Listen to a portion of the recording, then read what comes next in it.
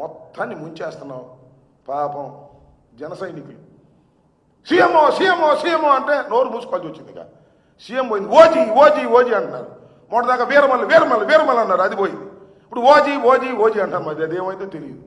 సినిమాలు బాగానే ఉన్నాయి, మాకేం అభ్యంతరం లేదు. కానీ ఇలాంటి దుర్మార్గమైన మాటలు మాట్లాడి మైక్ దొరికింది కదా అని చెప్పి ఎప్పుడో ఒకసారి షూటింగ్ విరామ సమయంలో వచ్చి మీటింగులు పెట్టి చంద్రబాబు నాయుడికి లోకేష్కి భజన కొట్టేటటువంటి కార్యక్రమాలు చేసి మమ్మల్ని ఏదో నిలువరించాలని ప్రయత్నం చేస్తున్నాం. మమ్మల్ని నిలువరించటం ఎవరి వల్ల కాదు. ప్రజలు మా పక్షాన ఉన్నప్పుడు నీ వల్ల కాదు, లోకేష్ వల్ల కాదు, చంద్రబాబు నాయుడు వల్ల అంతకంటే కాదు. దుర్మార్గమైనటువంటి పాలన 1 సంవత్సర కాలం చేసిన తర్వాతే చంద్రబాబు నాయుడు గారి మీద, కూటమి ప్రభుత్వం మీద తీవ్రమైన వ్యతిరేకత పెరిగినటువంటి వాస్తవాన్ని గమనించిన తర్వాతే మీలో భయం ఏర్పడి జగన్ రానియం జగన్ రానియం జగన్ రానియం అని భజన చేసుకొస్తున్నారు. మీరు ఏ భజన అయితే చేస్తున్నారో రానియమని అదే జగన్ మళ్ళా తిరిగి అధికారంలోకి వస్తాడు. కొద్దిగా 4 సంవత్సరాలు ఓపిక పట్టండి, మేము కూడా పడతాం. మేమేమి మీ అదే అన్నాడండి, తాటాకు చప్పుళ్లకు భయపడే వ్యక్తులం కాదు మేము. తాటాకు చప్పుడు మేము కూడా అంతే. తాటాకు చప్పుళ్ళకు భయపడతామా? జైల్లో పెడితే భయపడతామా?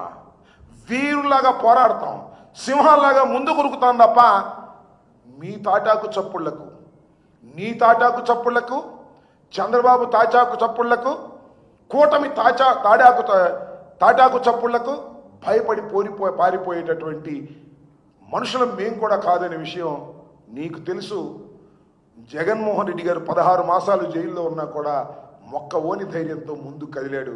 ఇవాళ మీరు ఎన్ని కేసులు పెట్టి ఎన్ని ఇబ్బందులు పెడుతున్నా వెనక్కి వెళ్ళే ప్రశ్నే ఉండదు. ఏం జరిగినా దానికి సిద్ధంగా ఉన్నామనే విషయాన్ని చంద్రబాబు గారికి తెలుసు. నీకు తెలియకపోతే తెలుసుకోమని పవన్ కళ్యాణ్ గారికి ఈ సందర్భంగా చెప్పదలుచుకున్నాను. అవునవును, మా పార్టీ వాళ్ళే నిన్న పొన్నూరులో తలకాయలు పగలగొట్టారు. మా పార్టీ వాళ్ళే మొన్న వినుకొండలో నరికి పారేశారు. ఇవాళ జరుగుతున్నంత తెలుగుదేశం గుండాలు చేస్తున్నటువంటి కార్యక్రమం కాదా అది పవన్ కళ్యాణ్ గారికి తెలియదు. పాపం ఆయన లేడు, ఆయన వేరే పనుల్లో ఉన్నాడు. రాష్ట్రంలో ఏం జరుగుతుందో పాపం ఆయన చూసుకోలేకపోతున్నాడు. అది నాకు అర్థమవుతున్నటువంటి అంశం. ఎన్నండి ఈ సంవత్సర కాలంలో, ఇదిగో నా దగ్గర ఉంది దాడులు 1 2 ఇన్ని దాడులు లిస్ట్ ఉంది, కావాలంటే మీ అందరికి ఇస్తా. ఒకటి అన్ని డేట్ల వారీగా సో మెనీ డేట్ల వారీగా దాడులు. ఈ దాడులన్నీ ఎవరు చేయించేది? పోలీస్ డిపార్ట్మెంట్లోనే ఒక వర్గం.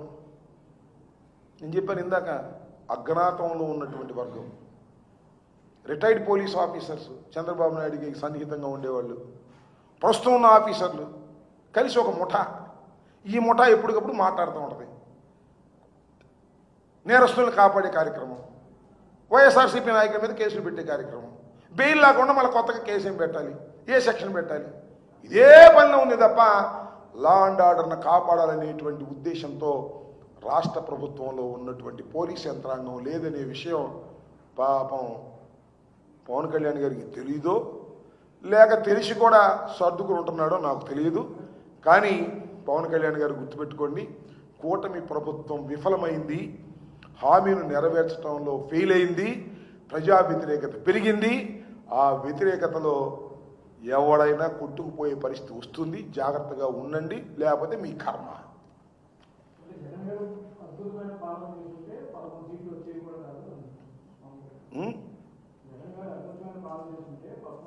ఇది ఎప్పుడు చంద్రబాబు నాయుడు గారు 23 సీట్లు వచ్చినాయి. అప్పుడు అద్భుతమైన పాలన చేసిన ఆయనే చెప్పాడు.